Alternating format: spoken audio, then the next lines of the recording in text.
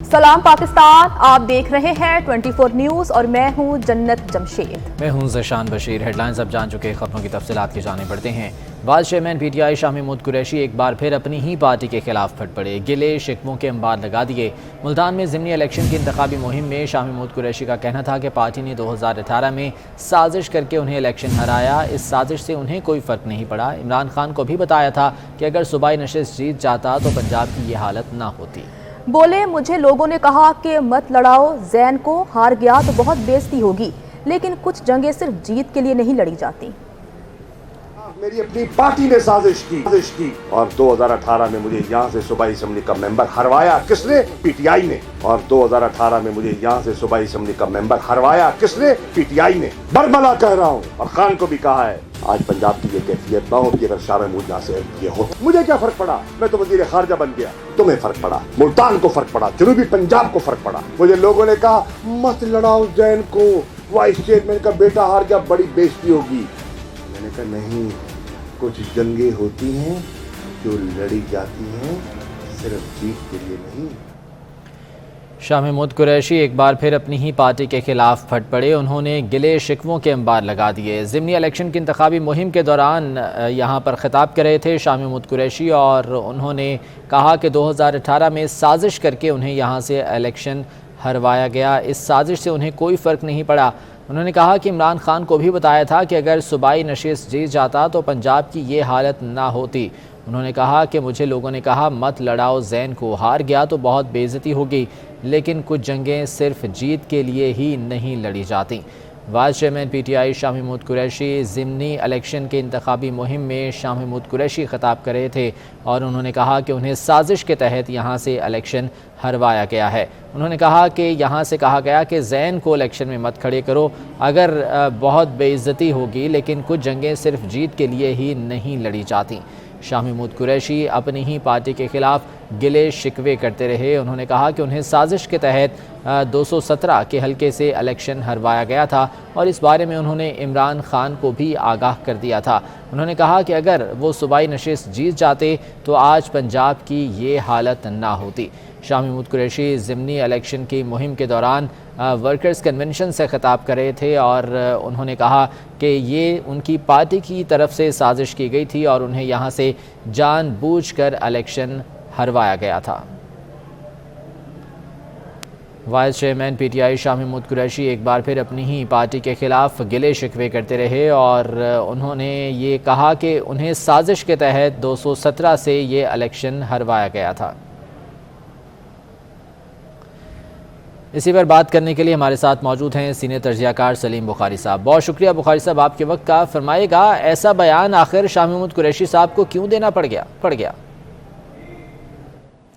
जी, इस हवाले से मेरे ख्याल से जो एक तो फौरी तौर पे शेर मेरे जहन में आ रहा है कि देखा जो खा के तीर कमी गाह की तरफ, अपने ही दोस्तों से मुलाकात हो गई। आज शाह महमूद कुरैशी साहब जो हैं वो कौम को बता रहे हैं 4 साल के बाद कि जी क्या हुआ था उस वक्त। देखिए, जो पंजाब था उस वक्त की सूरत हाल में वापस आपको जाना पड़ेगा। 5 पावर सेंटर थे उस वक्त, यहाँ 5 ही उम्मीदवार थे वज़ारत आला के। चौधरी सरवर साहब थे, चौधरी परवेज़ इलाही साहब थे, अलीम खान साहब थे, शाह महमूद कुरैशी साहब थे और फवाद चौधरी साहब भी थे, अगर आपको याद हो तो उस दौर में मेरे ख्याल से ये फ़ैसला कि किसी को भी इनमें से ना रखा जाए, इमरान खान साहब ने शायद इसीलिए किया हो और इसीलिए इस पंजाब की किस्मत में बुज़दार लिखे गए जो वसीम अकरम नाम के साथ हमें मुतारफ़ कराया गया खान साहब की तरफ से। और साथ उन्होंने एक और दावा भी किया था कि जब तक मैं हूँ ये वज़ीर आला रहेंगे। अब ये भी आयरनी ऑफ फेट है कि एक साथ दोनों ही गए। तो ये जो आज शाह महमूद कुरैशी साहब ने कहा है, ये इसके 2 पहलू ज़रा यानी तवज्जो के काबिल हैं। एक तो ये कि उनको ये दिखाई दे रहा है कि ये सीट उनका बेटा नहीं निकाल पाएगा। उसकी 2 वजूहत हैं। एक वजह तो उसकी ये है कि जो वहाँ कैंडिडेट है उनके मुकाबले में वो वही एक कैंडिडेट है जो वहाँ से पहले जीते थे PTI के उम्मीदवार के तौर पे, और अब उनको नून लीग के कैंडिडेट के तौर पे लड़ रहे हैं वहाँ पर, तो उनकी जो सपोर्ट है वो डबल हो जाएगी ऑटोमेटिकली। एक तो ये बात है।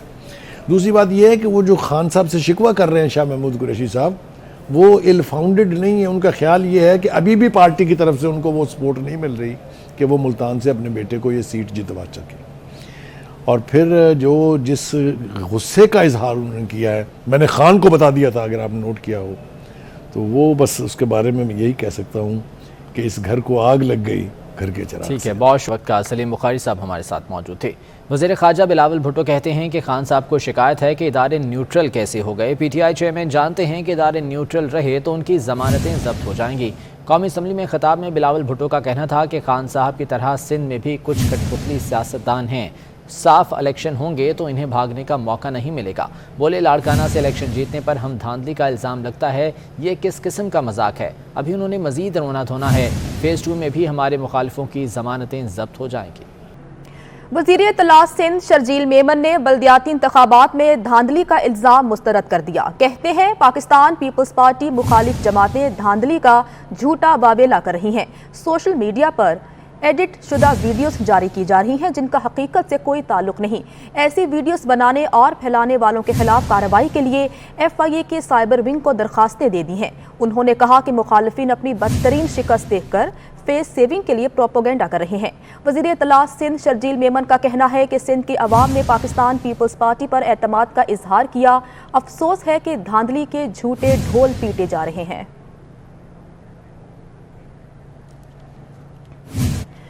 आगे बढ़ते हुए और अब आपको खबर देते हैं कि कौमी असम्बली ने आइंदा माली साल का बजट मंजूर कर लिया है। IMF की फरमाइश पर इनकम टैक्स में तब्दीली, तनख्वाहदार तबके का टैक्स रिलीफ भी खत्म कर दिया गया है। टैक्स की नई शरह मंजूर, 50,000 तक रकम पर कोई टैक्स नहीं लगेगा। 50,000 से 1 लाख रुपए तक तनख्वाह पर 2.5% टैक्स कटेगा।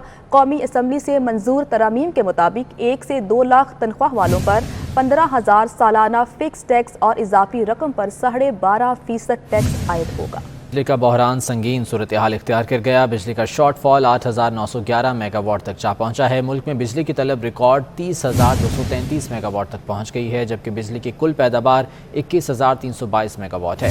शहरी इलाकों में लोड शेडिंग का दौरानिया 14 घंटे और दही इलाकों में लोड शेडिंग का दौरानिया 18 घंटे से तजावुज़ कर चुका है। तवानाई बहरान के हवाले से मजीद तशवीशनाक सूरत हाल की खबर शामिल करते हैं कि मुल्क में बिजली का बहरान शिद्दत इख्तियार कर गया है।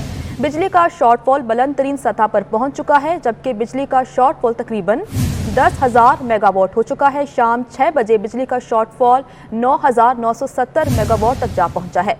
बिजली की तलब 28,780 मेगावाट और फराहमी 18,820 मेगावाट है।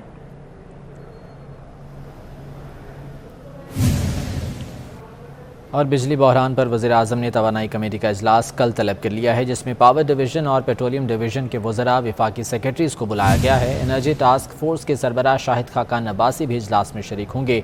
इजलास में बिजली लोड शेडिंग और अफगानिस्तान से कोयले की दरामद में पेशरफ्त का जायज़ा लिया जाएगा। LNG और नई दरियाफ्त होने वाली गैस पर भी बात होगी।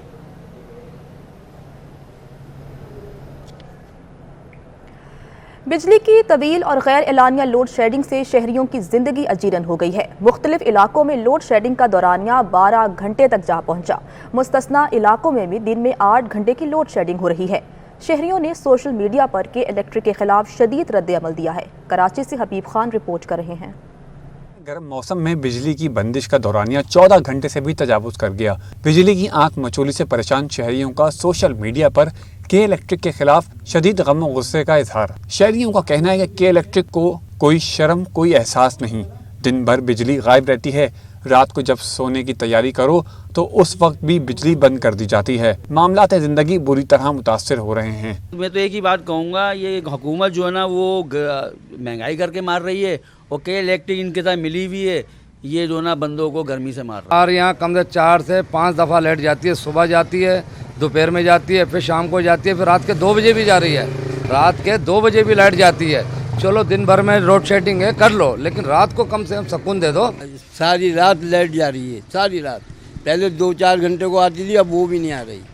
दिन में 1-8 घंटे आती है, फिर बंद, फिर 1-8 घंटे आएगी, फिर बंद। सोशल मीडिया प्लेटफॉर्म्स पर शहरियों की जानिब से हुकूमत से के इलेक्ट्रिक का लाइसेंस मनसूख करने का मुतालबा किया जा रहा है। सार्फिन गैर एलानिया और तवील बंदिश पर के इलेक्ट्रिक का बाइकआउट करने के पैगाम जारी कर रहे हैं।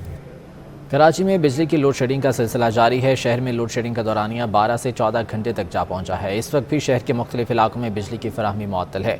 मज़ीद जान लेते हैं, शाहजेब हुसैन हमारे साथ मौजूद हैं। शाहजेब बताएगा क्या मजमूई सूरत हाल है शहर में?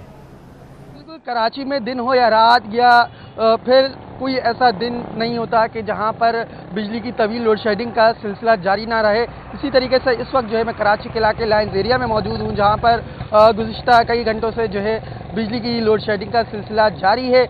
आज भी जो है कराची के मुख्तलिफ मकामात पर शहरियों की जानिब से एहतजाजी मुजाहरे किए गए, क्योंकि शहरियों की जानिब से कहा जा रहा है कि जब बिजली नहीं होती तो घर के जो तमाम जो काम होते हैं वो रुक जाते हैं, जिसकी वजह से जो है वो अजियत का शिकार होते हैं। शहरियों की जानिब से कहा जा रहा है कि हम रोज़ाना हर महीने जो है बिल भरते हैं, लेकिन इस वक्त भी जो है के इलेक्ट्रिक की जानिब से बिजली की तवील लोड शेडिंग का जो सिलसिला है वो जारी है, जिसकी वजह से जो है वो शदीद अजियत का शिकार हैं। जबकि शहरियों का ये भी कहना है कि कराची का मुतवस्सित तबका हो, गरीब तबका हो या अमीर तबका, कराची का पोश इलाका हो, सब जगह यही हाल है। दिन में भी जो है लोड शेडिंग की जा रही है, जबकि रात के औकात में भी जो है 3 से 4 मरतबा लोड शेडिंग जो है की जा रही है, जिसकी वजह से न दिन में सुकून है न रात में सुकून है। जी शाहजेब, आपका बहुत शुक्रिया। अब आपको बताते हैं कि मुल्क भर में कहीं भी जिल हज का चांद नजर नहीं आया।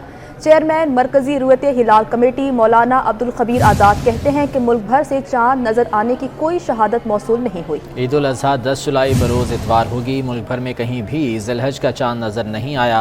मरकज़ी रुयत हिलाल कमेटी का इजलास कराची में मौलाना अब्दुल खबीर की ज़ेर सदारत हुआ। मुल्क भर से चांद नज़र आने की कोई भी शहादत मौसूल नहीं हुई और ये ऐलान किया गया कि ईद उल अज़हा 10 जुलाई बरोज़ इतवार होगी। पाकिस्तान के अक्सर और बेशतर मकामात पर मतला अबर आलूद रहा और कुछ मकामात पर मतला साफ भी रहा। पाकिस्तान के किसी भी मकाम से मायदुल हज्जा का चांद नज़र आने की कोई शहादत मौसूल नहीं हुई। पूरे मुल्क में अदम रोयत रही और चांद नज़र नहीं आया। लिहाजा इत्तफाक राय से फ़ैसला किया गया कि इंशाअल्लाह यकम ज़ुल्हज्जा 1443 हिजरी 1 जुलाई 2022 बरोज़ जुम्मतुल मुबारक को होगी और ईद उल अज़हा 10 जुलाई 2022 बरोज़ इतवार को है कि तोशाखाना स्कैंडल की नई किस्त आ गई। 3 मजीद घड़ियां इमरान खान ने फरोख्त की और अपनी हुकूमत की तरमीम का फ़ायदा उठाकर कीमत का तखमीना असल से कम लगवाया और कम कीमत का 20% कौमी खजाने में जमा कराया। 15 करोड़ 40 लाख रुपए की 3 कीमती घड़ियां इस्लामाबाद के वॉच डीलर को फरोख्त की। 3 करोड़ 60 लाख रुपए कमाए। एंटी करप्शन मुजफ्फरगढ़ ने साबिक वज़ीर आला पंजाब उस्मान बुज़ार के जनूबी पंजाब में मुबैना फ्रंटमैन एसी लोकल गवर्नमेंट को गिरफ्तार कर लिया। एसी खुरम अब्बास को एंटी करप्शन पुलिस ने मुजफ्फरगढ़ से गिरफ्तार किया है। ज़राए का कहना है कि SE local government Khurram Abbas Dera Ghazi Khan तैनाती के दौरान बड़े पैमाने पर करप्शन में मुलव्वस रहे। खुरम अब्बास इस वक्त एसई जनूबी पंजाब तैनात हैं।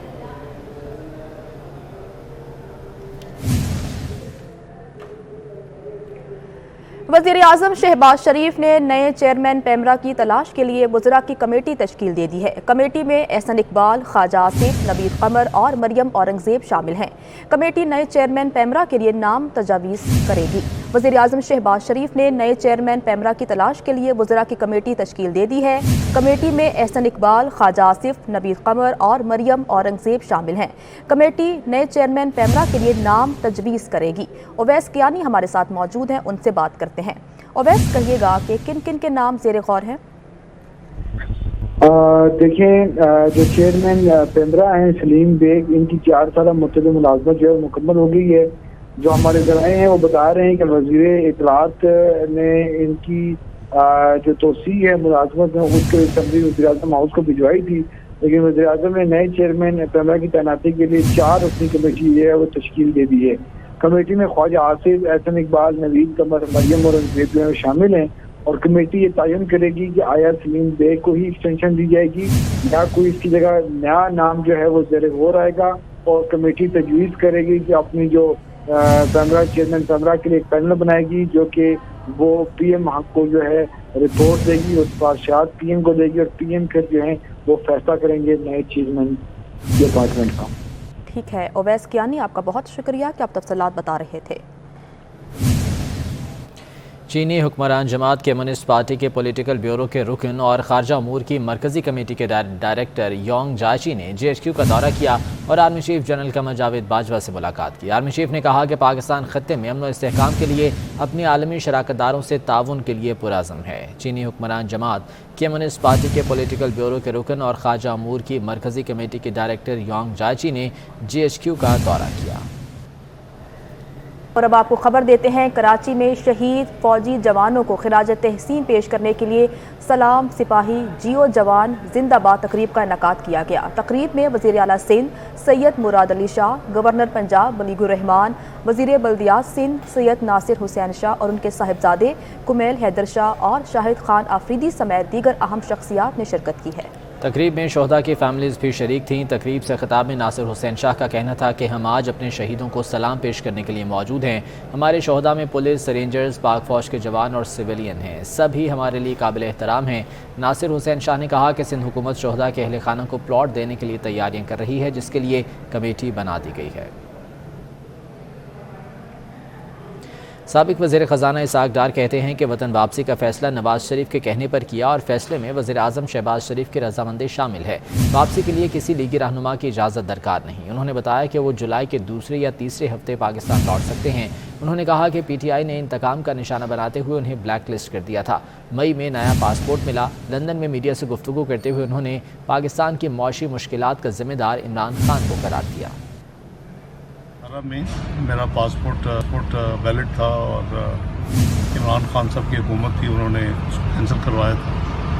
और फिर जब मैंने यहाँ हाई कमीशन कॉन्टेक्ट किया तो मुझे पासपोर्ट देने से ना सिर्फ इनकार किया बल्कि मुझे ये बताया गया कि सिस्टम में ये ब्लैक लिस्ट किया गया है कि पासपोर्ट कंट्रोल लिस्ट के नाम पे कि मुझे कहीं भी दुनिया में पाकिस्तानी एम्बेसी या पाकिस्तान हाई कमीशन पासपोर्ट नहीं देगा।